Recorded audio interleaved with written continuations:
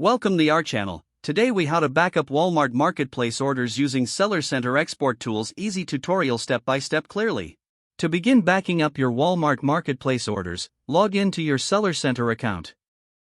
Once you're in, navigate to the Orders section located in the main menu. In the Orders section, you will see a list of your recent orders. Look for the Export button, usually found at the top right corner of the order list.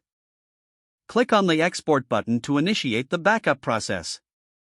A drop-down menu will appear, giving you different export options. Select the format that best suits your needs, such as CSV or Excel. After choosing the format, a dialog box may appear, allowing you to customize the data to be exported. Check the boxes for relevant order details you want to include in your backup.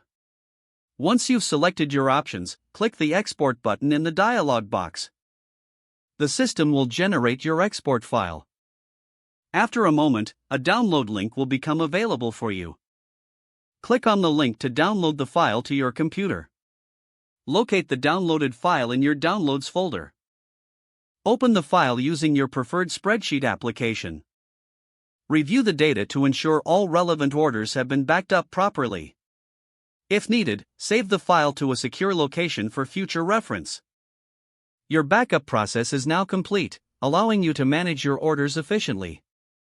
If the page does not load, refresh the browser or try again in a private or incognito window. Make sure you are using the correct email address, then retype it carefully to avoid small typos. If your password is not accepted, use the reset option and create a new strong password you can remember.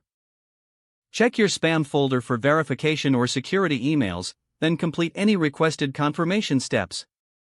Enable two-factor authentication if available to improve account security and reduce unauthorized access risk. After signing in, review your profile details so your contact information and settings are accurate and current. If you see an error message, note it down and try again after restarting your device and internet connection. Log out when you finish, especially on shared devices, to keep your account and payment information secure. If the page does not load, refresh the browser or try again in a private or incognito window. Make sure you are using the correct email address, then retype it carefully to avoid small typos. Don't forget to like this video and subscribe to our channel for more step-by-step tech guides.